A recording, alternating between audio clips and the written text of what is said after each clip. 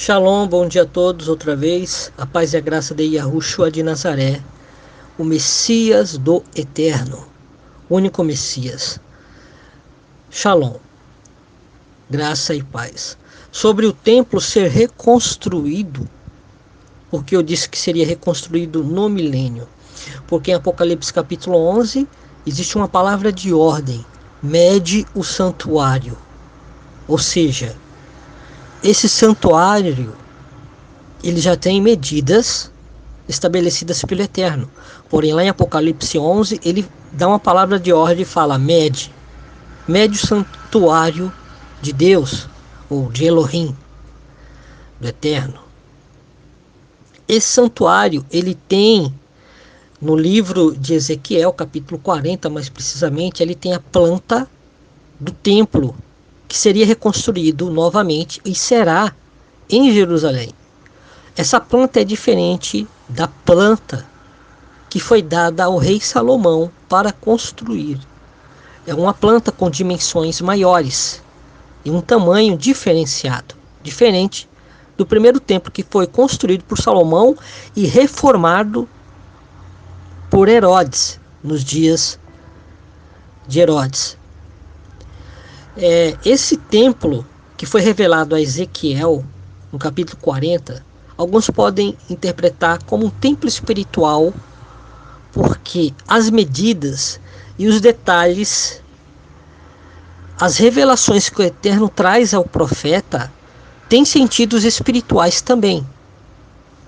Um exemplo que é muito profundo esse estudo, não dá para especificar tudo em um áudio ou em um vídeo, é um assunto longo, mas para resumir, um exemplo: os 144 mil são como colunas nas medidas desse templo espiritual. E lá temos essa numeração também na planta que foi dada ao profeta Ezequiel. Existe sim um sentido espiritual, porém, como algumas pessoas pensam, não é somente o sentido espiritual, é o sentido espiritual e literal. O templo será reconstruído, o templo do Eterno. Porém, no milênio, por quê? Porque em Apocalipse 11, ali já é praticamente a grande tribulação. Ele fala: mede o santuário.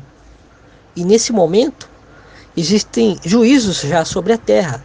Mas ele está falando ali na localização onde será realmente reconstruído o templo.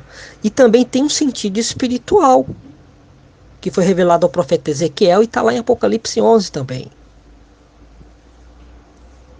Mas o templo será reconstruído de fato. Todos os que estão dentro da coluna, ou das colunas do templo, estão nesse templo espiritual do Eterno, nosso Messias, o qual ele será rei e é rei das nossas vidas. Esse templo vai ser reconstruído no milênio, porque em Apocalipse 11 é dada a ordem para medir o santuário, porém ainda o templo não foi reconstruído. Em Apocalipse 11, o templo não foi reconstruído, foi dada a ordem para medir o santuário, somente, não reconstruí-lo. Mas ao profeta Ezequiel foi prometida a reconstrução. Ok? Porém, o que está prometido no livro de Ezequiel? Bênçãos sem medidas, tanto das águas que saem do santuário, que regarão lá a terra, e darão vida às águas mortas do Mar Morto, com muitas outras promessas que estão ali apontadas nas revelações de Ezequiel, que serão para o milênio. Ou seja, essas coisas realmente, de fato, ocorrerão quando o Rei dos Reis vir e tomar o seu tomar o seu trono. Eu falei treino, né?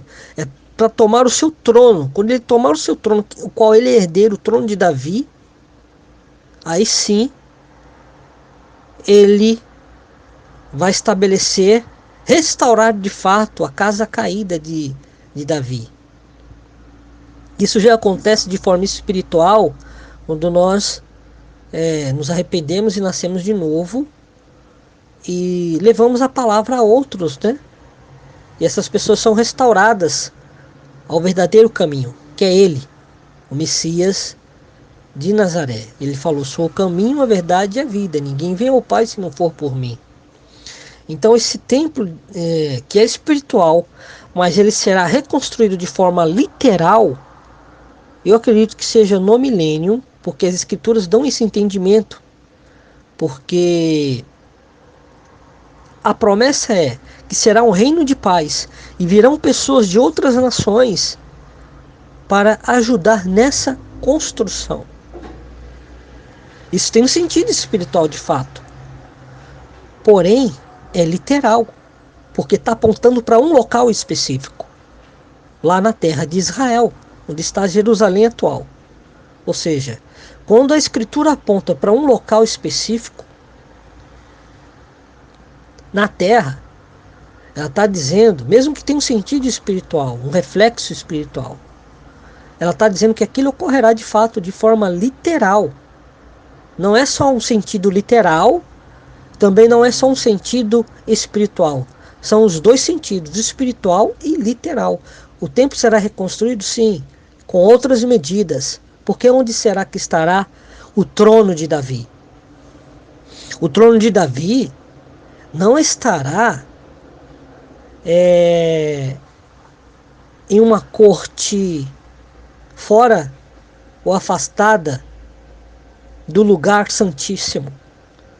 Porque os santos dos santos, ele rasgou seu véu, sua carne foi rasgada e podemos ter acesso ao Pai através dele, daquele véu de carne. O corpo do Messias representava o véu que dividia o lugar santo do lugar santíssimo. Quando ele foi crucificado ou morto no madeiro, aquela carne dele, que não tinha pecado, foi rasgada. Por isso que o véu no santuário, no templo, que dividia o lugar santo do lugar santíssimo, foi rasgado de cima a baixo. Aí temos acesso ao lugar santíssimo através da vida do sangue que foi derramado. Qual é a vida do sangue? É o Espírito Santo. A vida do sangue do Messias é o Espírito Santo. Louvado seja o seu nome. Porque quando aquele véu de carne ele é rasgado e nós aceitamos aquele sacrifício, somos lavados e remidos no sangue do Cordeiro. E ao sermos lavados e remidos no sangue do Cordeiro, aquele sangue redentor, temos vida. Vida eterna, nascemos de novo. Porque o espírito de vida daquele sangue, que é o Espírito Santo, nos renova, nos transforma e causa um novo nascimento interior.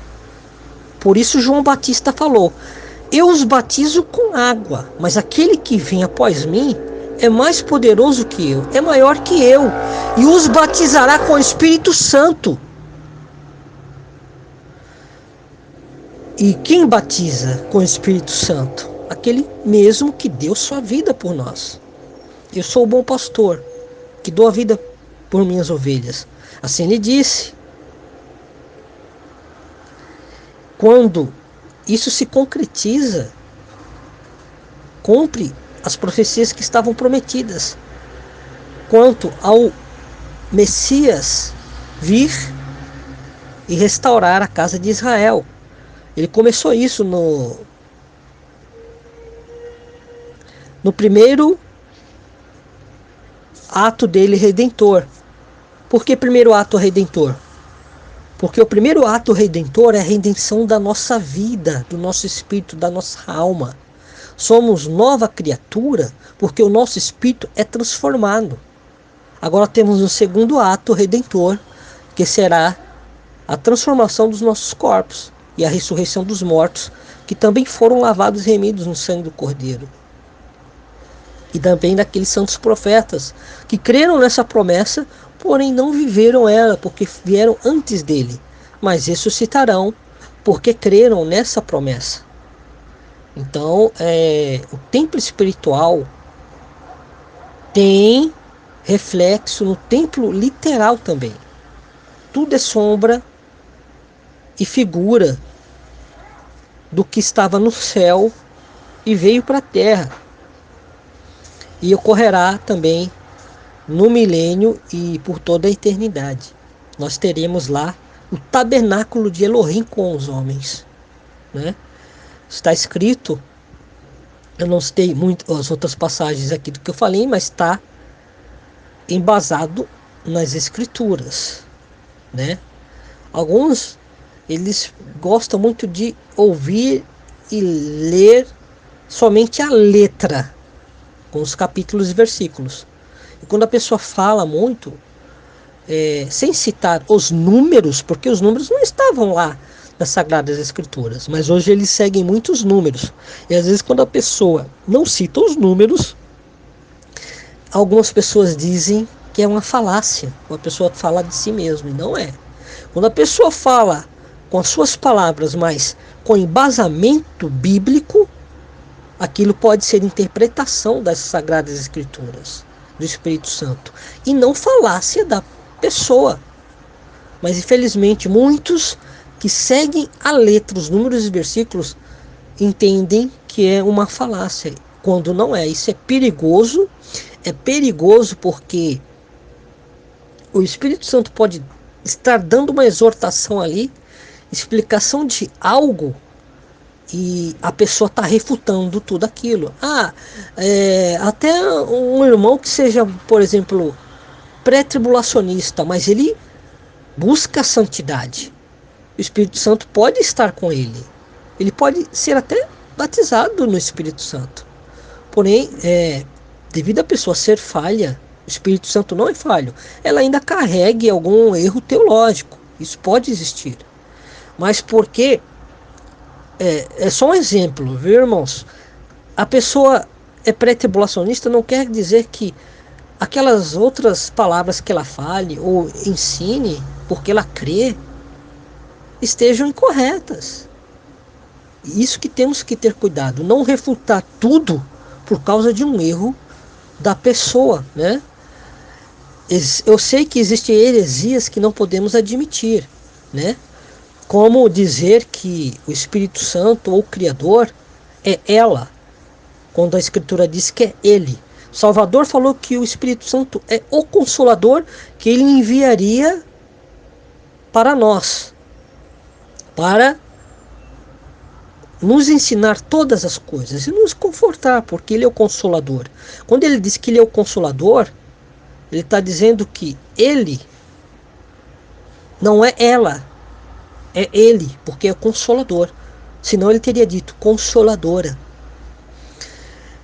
Então, quando ele testificou, o Messias, nosso Salvador, testificou do Pai, ele disse que o Pai é ele, não que é ela.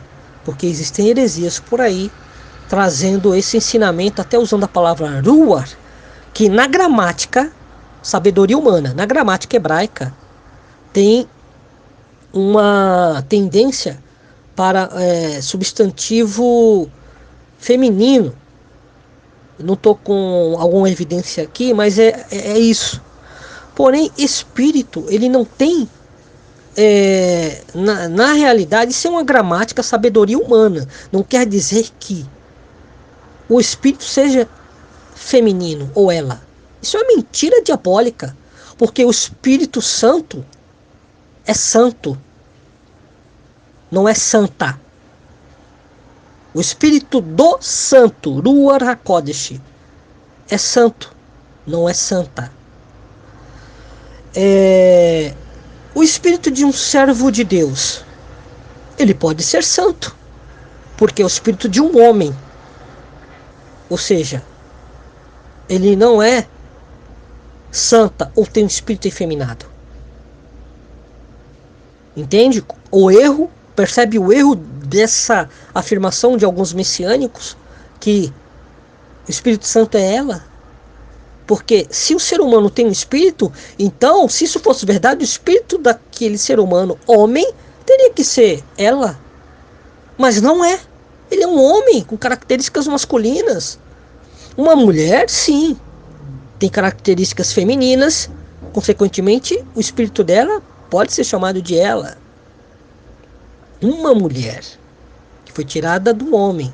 Mas quanto ao eterno, aquele ser, ele não é como nós, seres humanos.